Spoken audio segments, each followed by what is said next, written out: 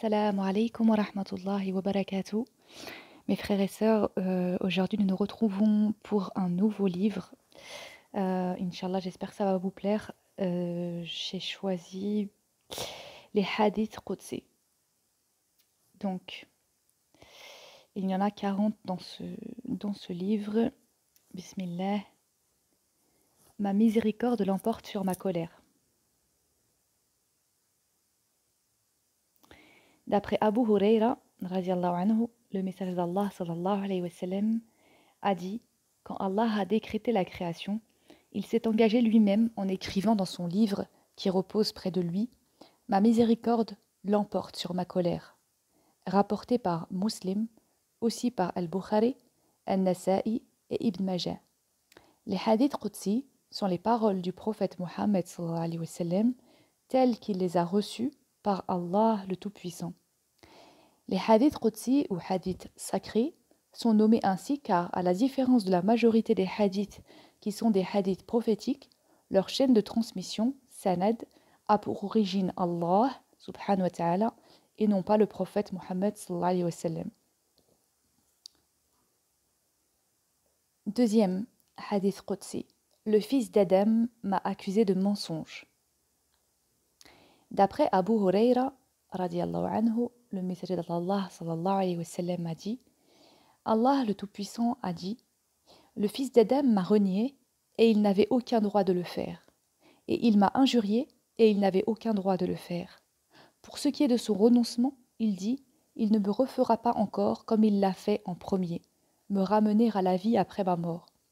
Et la création initiale de l'homme ne m'est pas plus difficile que sa création prochaine.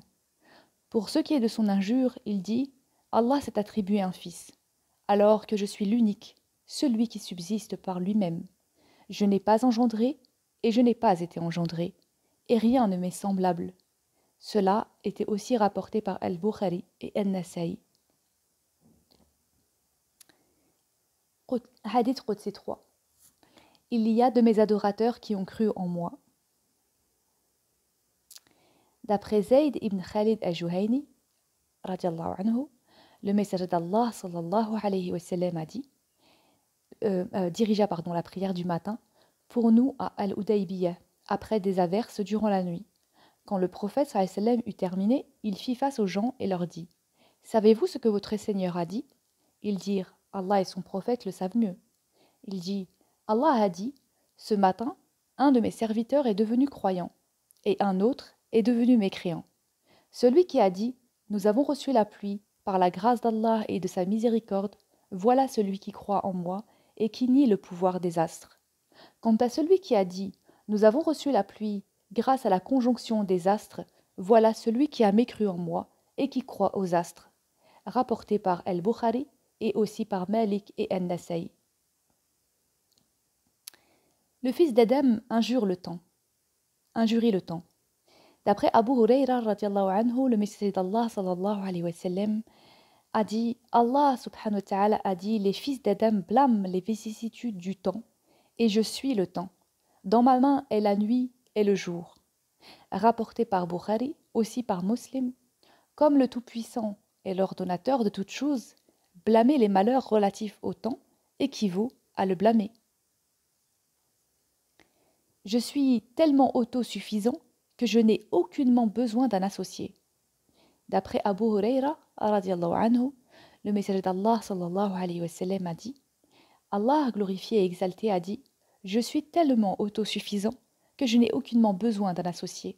Ainsi, celui qui agit pour la cause d'un autre en même temps que pour la mienne, je lui renierai son action par celui à qui il est associé avec moi. Rapporté par Muslim, aussi par Ibn Majah. Celui dont le but est l'ostentation mérite l'enfer. D'après Abu Huraira, radiallahu anhu, j'ai entendu le messager d'Allah sallallahu alayhi wa sallam dire: le premier homme à rendre des comptes le jour de la résurrection est un homme tombé en martyr. On l'emmènera et Allah lui fera voir les faveurs qu'il lui a accordées et cet homme les reconnaîtra. Le Tout-Puissant dira: comment en as-tu usé? L'homme dira: j'ai combattu pour toi jusqu'à ce que je sois tué en martyr. Allah lui dira: tu mens. Tu n'as combattu que pour qu'on dise à ton sujet, il est courageux. Et c'est ce qu'on a dit. Alors, il sera ordonné aux anges de le faire traîner par le visage jusqu'à ce qu'il soit jeté en enfer. Un autre sera un homme qui a étudié la science religieuse, puis l'a enseignée et qui récitait le Coran. On l'emmènera et Allah lui fera voir les faveurs qu'il lui a accordées, et cet homme les reconnaîtra. Le Tout-Puissant dira: Comment en as-tu usé? Il dira: J'ai étudié la science religieuse, je l'ai enseignée et j'ai récité le Coran pour toi. Allah lui dira: Tu mens. Tu n'as étudié que pour qu'il soit dit à ton sujet: Il est savant. Et n'as récité le Coran que pour qu'on dise à ton sujet: C'est un récitateur. Et c'est ce qu'on a dit. Alors, il sera ordonné aux anges de le faire traîner par le visage jusqu'à ce qu'il soit jeté en enfer. Un autre sera un homme que Allah a enrichi et à qui il a donné toutes sortes de biens. On l'emmènera et Allah lui fera voir les faveurs qu'il lui a accordées, et cet homme les reconnaîtra. Le Tout-Puissant dira: Comment en as-tu usé? Il dira: Je n'ai laissé aucune voie dans laquelle tu aimes qu'on dépense son argent sans en avoir dépensé pour te plaire. Allah lui dira: Tu mens, tu n'as agi de la sorte que pour qu'il soit dit à ton sujet: Il est généreux. Et c'est ce qu'on a dit. Alors, il sera ordonné aux anges de le faire traîner par le visage jusqu'à ce qu'il soit jeté en enfer. Rapporté par Muslim, aussi par Tirmidhi et An-Nasa'i. Pardon. Regardez mon serviteur, il appelle à la prière. D'après Uqba ibn Amir, radiallahu anhu, j'ai entendu le messager d'Allah sallallahu alayhi wa sallam dire: Votre Seigneur est enchanté par un berger qui, du sommet d'une montagne escarpée, donne l'appel à la prière et prie. Alors Allah, glorifié et exalté, dit: Regardez mon serviteur, il appelle à la prière, puis l'accomplit. Il est dans ma crainte, j'ai pardonné mon serviteur ses péchés, et je l'ai admis au paradis. Rapporté par An-Nasa'i par une bonne chaîne de transmission. J'ai séparé la prière en deux parties égales. D'après Abu Huraira, radiallahu anhu, le messager d'Allah sallallahu alayhi wa sallam a dit: Celui qui accomplit une prière sans y réciter la mère du Coran, Al-Fatiha, sa prière est imparfaite. On a dit alors à Abu Huraira radiallahu anhu: Mais nous sommes souvent en prière derrière l'imam. Il a dit: Récitez cette sourate en vous-même, car j'ai entendu l'envoyé d'Allah sallallahu alayhi wa sallam dire: Allah dit: J'ai partagé la prière en deux moitiés entre moi et mon serviteur, et mon serviteur obtient ce qu'il demande. Lorsque le serviteur dit: Louange à Allah, Seigneur des mondes, Allah dit: Mon serviteur me loue. Lorsqu'il dit: Le tout miséricordieux, le très miséricordieux, Allah dit: Mon serviteur me complimente. Lorsqu'il dit: Le roi du jour du jugement, Allah dit: Mon serviteur me glorifie. Il a dit aussi: Mon serviteur s'en remet à moi. Lorsqu'il dit: C'est toi que nous adorons, c'est toi dont nous implorons secours, Allah dit: Ceci est partagé entre moi et mon serviteur mon serviteur obtient ce qu'il demande. Lorsqu'il dit: Guide-nous dans le chemin droit, le chemin de ceux que tu as comblés de bienfaits, qui n'encourent pas le courroux et qui ne se sont pas égarés, Allah dit: Ceci est à mon serviteur, et mon serviteur obtient ce qu'il demande. Rapporté par Muslim et aussi par Malik, Tirmidhi, Abu Daoud, Nasa'i et Ibn Majah. La prière sera la première chose qui sera réglée. D'après Abu Huraira, radiallahu anhu, le prophète sallallahu alayhi wa sallam a dit: Allah le puissant et sublime a dit: Les premières des actions pour lesquelles un serviteur d'Allah sera jugé le jour de la résurrection seront ses prières. Si elles sont en ordre, alors il aura prospéré et réussi, et si elles sont incomplètes, alors il aura failli et perdu. Si quelque chose manque à ces prières obligatoires, le Seigneur, glorifié et exalté, dira: Voyez si mon serviteur a des prières surérogatoires, qu'il puisse compléter celles qui étaient défectueuses de ses prières obligatoires. Alors, le reste de ses actions sera jugé de la même manière. Rapporté par Tirmidhi, aussi par Abu Daoud, Nasa'i, Ibn Majah et Ahmed. Le jeûne m'appartient, et c'est moi qui le récompense. D'après Abu Huraira, radiallahu anhu, le prophète sallallahu alayhi wa sallam a dit: Allah a dit: Le jeûne est pour moi, et je donne une récompense pour cela. Un homme abandonne sa passion sexuelle, sa nourriture et sa boisson pour moi. Le jeûne est tel un bouclier, et celui qui jeûne a deux joies. Une joie quand il casse le jeûne, et une joie quand il rencontre son Seigneur. L'haleine de celui qui jeûne est plus agréable pour Allah que l'odeur du musc. Rapporté par Bukhari et aussi par Muslim, Malik, Tirmidhi, Nasa'i et Ibn Majah. Dépense et je dépenserai pour toi. Abu Huraira radiallahu anhu rapporte que le messager d'Allah sallallahu alayhi wa sallam a dit Allah subhanahu wa ta'ala a dit dépense pour le bien, ô fils d'Adam, et je dépenserai pour toi. Rapporté par Bukhari et Muslim. Laissez-le aller. D'après Abu Mas'ud al-Ansari radiallahu anhu, le prophète sallallahu alayhi wa sallam a dit un homme parmi ceux qui vous ont précédés a été appelé pour rendre compte à Allah. Rien de ce qui est bon ne lui fut trouvé, excepté qu'il faisait des affaires avec des gens, et, étant aisé, il ordonnait à ses esclaves de laisser aller l'homme dans une situation délicate, ne pouvant régler ses dettes. Le prophète sallallahu alayhi wa sallam dit que Allah dit « Nous sommes meilleurs que toi dans ceci, être si généreux. Laissez-le aller. » Rapporté par Muslim et Bukhari, Nasa'i.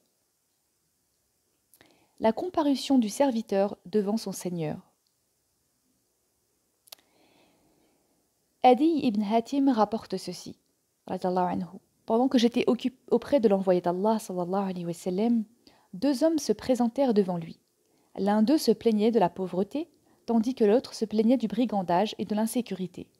Le messager d'Allah, sallallahu alayhi wa sallam, dit « Pour ce qui est du brigandage, il ne sera pas long avant qu'une caravane puisse sortir de la Mecque sans protection.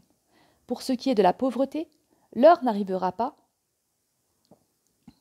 avant que l'un de vous prenne son aumône avec lui et ne trouve personne qui veuille l'accepter. Ensuite, l'un de vous se présentera devant son Seigneur sans qu'il y ait un voile ou un interprète pour traduire ses propos. Allah lui dira « Ne t'ai-je pas apporté la richesse ?» Et il dira « Certes oui. » Puis Allah lui dira « Ne t'ai-je pas envoyé de messager ?» Et il dira « Certes oui. » Et il regardera à sa droite, et il ne verra rien d'autre que l'enfer. Puis il regardera à sa gauche, et il ne verra rien d'autre que l'enfer. Aussi, que chacun de vous se protège contre le feu, ne serait-ce qu'en donnant la moitié d'une date, et s'il n'en trouve pas, qu'il offre des paroles agréables. Rapporté par Bukhari.